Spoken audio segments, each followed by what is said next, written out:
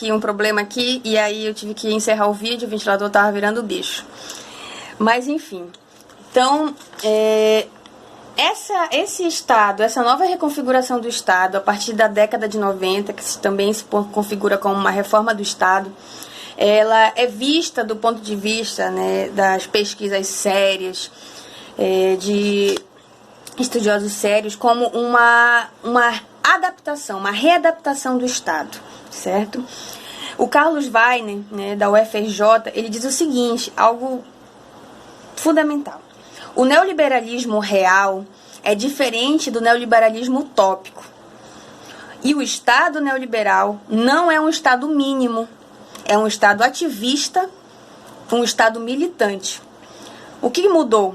As formas, os padrões e a articulação entre Estado, capital e sociedade é que sofreram uma redefinição para fins de maior dominação. E como é que a gente pode interpretar isso, né? Que, por exemplo, a gente vem escutando há muito tempo de que o setor público não presta. Ah, é público? Não presta. Ah, é privado? Ah, presta, mas é pago, né? Então, assim, a gente escuta muito esse discurso de que o que é público não presta. Mas isso não é uma verdade. Não é porque simplesmente é público e não funciona. É porque existe um esvaziamento das políticas sociais dentro do setor do Estado, dentro do Estado. O Estado desinveste, subfinancia, e aí os serviços se tornam precários. Porque não existe essa ideia que a direita coloca de que com condições mínimas a gente tem ótimos resultados. E isso é uma grande falácia, mas que foi uma falácia na década de 90 tão propagandeada. E hoje, com essa era digital, mais propagandeada ainda. Então, inculca na cabeça das pessoas e, principalmente, faz com que elas bloqueiem o sentido da crítica e do questionamento. Ou seja, o que eles vendem para nós é a ideia de que o Estado está só fazendo setores administrativos e a economia pode seguir do jeito que for, desenfreadamente, vendam qualquer porcaria, montem qualquer coisa aí de empresa para vender lixo, né, para a sociedade, e aí propagandia para a sociedade que aquilo é fundamental para a vida dela, e aí gera uma cadeia de um consumismo exacerbado, um consumismo altamente precário, porque as pessoas elas vão para o mercado com uma ideia de vou comprar, e na maioria das casos elas vão comprar coisas desnecessárias, mas a propaganda ela tem uma função estratégica dentro da dominação capitalista. E aí o Carlos Lessa, assim como, né, esses outros analistas, eles colocam o seguinte, que o Collor e o FHC, eles foram responsáveis de inserir, por exemplo, o Brasil dentro dessa agenda global, né, de entrega do capital nacional, da soberania nacional para empresas estrangeiras, que não possui, na sua essência, uma empresa, ela não possui um caráter social. Ela não tem responsabilidade social. Uma empresa, ela busca o lucro. O objetivo da empresa é o lucro. Os instrumentos que ela vai utilizar, né, a força de trabalho mal paga, a perseguição sindical, né, como eu posso dizer, a implosão da organização dos trabalhadores dentro dos seus locais de trabalho, é uma estratégia também do capitalismo, certo? E aí a gente olha o seguinte, o Carlos Lessa, ele fala que esses dois foram os grandes responsáveis até a década de 90, durante a década de 90 toda, de enfraquecer as forças produtivas brasileiras, né? As empresas estatais, elas passaram a serem demonizadas e aí foram vendidas a preço de banana e jogando, por exemplo, uma massa populacional gigantesca no mercado de no desemprego. aumentando aquilo que o Marx coloca chama, né, de exército industrial de reserva. É muito importante para o capitalismo que exista uma gama gigantesca de pessoas que não têm trabalho. E como é que a gente vive na sociedade se não tiver renda, se não tiver trabalho? Como a gente pode viver, né? Então, se mostra como uma estratégia para que é o seguinte: se o trabalhador vai acessar um local de trabalho, né, um posto de trabalho, ele não chega determinando quais são os seus direitos, o patrão já chega determinando quais são os seus deveres, determinando quanto é a sua carga de trabalho. A gente sabe que existe regulamentação, mas é uma coisa que os capitalistas odeiam, a regulamentação trabalhista, porque eles querem explorar, né? Lembram da Revolução Industrial? As pessoas trabalhavam 16 horas por dia, 20 horas por dia, moravam dentro de fábricas, crianças trabalhavam, mulheres, e a força de trabalho feminina e infantil era completamente escravizada, explorada. Mas com essa forma, eles encontraram uma saída gigantesca para acumular muito mais riqueza. E eles fazem isso até hoje. Até hoje, a força de trabalho feminina ela é totalmente desvalorizada. E isso tem um objetivo central para a política capitalista. Enfraqueceram as relações de trabalho, né? Focaram em propagandas de consumo, né? De bens de consumo. Uma propaganda pesada em cima daquilo que eles chamam de o que é o melhor. Diferenciar. Você quer se diferenciar na sociedade? Né? Porque eles não trabalham a ideia de que a gente precisa eliminar a desigualdade. Eles trabalham a ideia de que nós somos desiguais, sim, e quem está numa condição social que não está muito boa é porque é culpa dele, é culpa sua, né? E aí, ou seja, se você quer se diferenciar, se você quer ter dignidade, né, usufruir de direitos, você precisa ter dinheiro.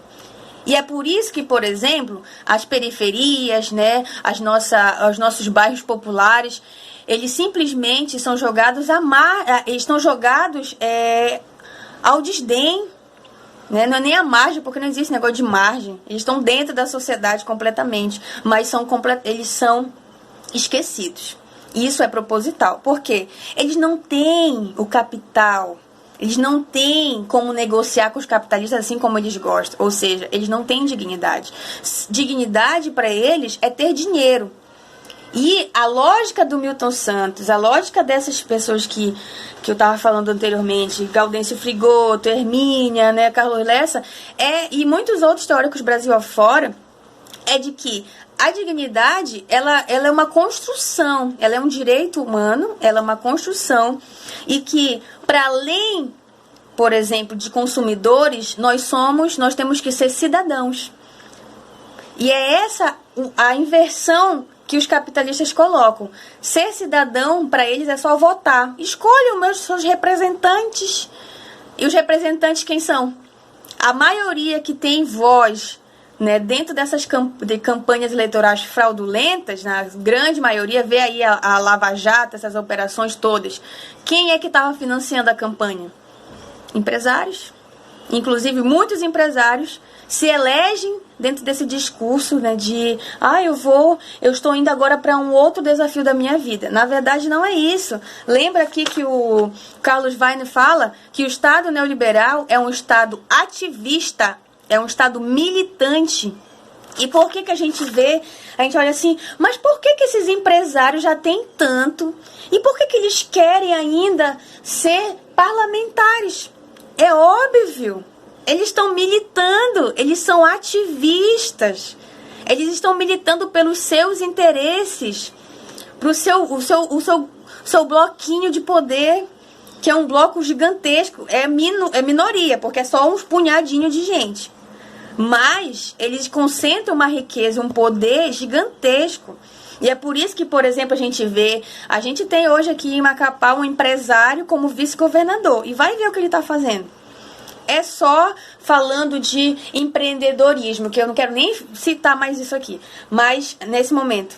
Mas é isso. O que um grande empresário que diz que já deu todos os passos de provar que ele é um grande, né, articulador econômico, por por que que esse cara ainda quer ser governador de um estado? Porque ele quer estar dentro da decisão política. Eles querem estar dentro das decisões institucionais.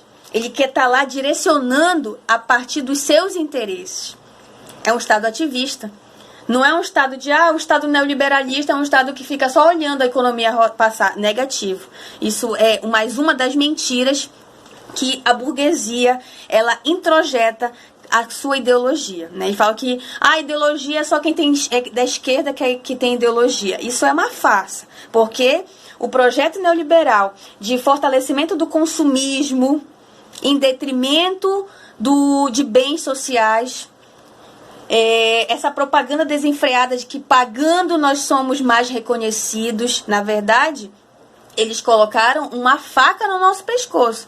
Por quê? Eles esvaziam o investimento social, por exemplo, no SUS, que agora é tão fundamental pra gente, seria tão fundamental pra gente ter um sistema de saúde que é muito financiado, que é um sistema de saúde apoiado pelo Estado, porque esse sistema de saúde ainda é estatal. E eles não estão nem aí. Sabe por quê? Porque não dá dinheiro. Não dá dinheiro, então eu vou bem ficar, né? Eu vou desviar o meu dinheiro para cá, eu vou desviar esse dinheiro aqui para essa empresa. E se as pessoas quiserem saúde, ter esse direito à saúde, elas precisam pagar por ele. Então, essa propaganda maciça de o acesso diferenciado, isso daí é uma grande de uma sacanagem. A Emília Maricato, ela fala que a propaganda do governo Collor, ela diz que ao privatizar e folgar o Estado de demandas não essenciais, mas ele nunca diz quais são essas demandas não essenciais, né? Nunca dizia, e investiria sim, né, se o Estado se desobrigasse de questões não essenciais, privatizando as empresas públicas, ele iria investir isso, né, ia investir mais em direitos básicos, saúde, educação e moradia. E o que se percebe, o que se viu, na verdade, é um completo sucateamento do sistema de transporte. Vai ver a multidão de gente espremida dentro de metrôs, ônibus em São Paulo, nas grandes capitais, inclusive na nossa cidade, que é comandada por um monopólio do transporte, que é o CETAP, né? Cobra uma tarifa absurda e lucra milhões por mês. E o povo trabalhador tendo que pagar o luxo dessas pessoas, certo? E aí, nessa época, por exemplo, o Brasil tinha uma das taxas de energia mais baixas do mundo, porque tinha uma base hídrica melhor do mundo. E ainda tem, como é colocado, ainda tem muito disso. É por isso que eles estão querendo roubar a Amazônia, né? A partir desse momento de privatização, a tarifa de luz do Brasil é uma das mais caras do mundo e é uma das mais baratas do mundo. A telefonia, por exemplo, vamos vender a empresa de telefonia brasileira e a gente vai abrir o mercado e vai ter mais concorrência e a gente vai poder baixar o valor da telefonia, o serviço de telefonia. E o que a gente percebe? Um monopólio do sistema de telecomunicações e a gente está agora nessa pandemia mais ainda, porque se coloca que nós temos que estudar com a internet de dados, que não presta, que inclusive é cara, né? O Wi-Fi, caro. Quantas empresas hoje trabalham, oferecem esse serviço, né? Então, assim, energia aumentou. Telecomunicações aumentou, precarizou. Não existe concorrência, né? Educação. A educação, ela é tida como um grande polo de riqueza para as empresas educacionais, né? Os tubarões do ensino. Então, o número de universidades oferecendo cursos que não atendem às necessidades sociais é gigantesca. Já falei anteriormente nisso. E é importante vocês buscarem conhecer mais essas leituras, né? Assistam esse documentário, porque ele sintetiza em 56 minutos, ele nos dá muitas referências e a partir dessas referências a gente pode expandir nossos conhecimentos.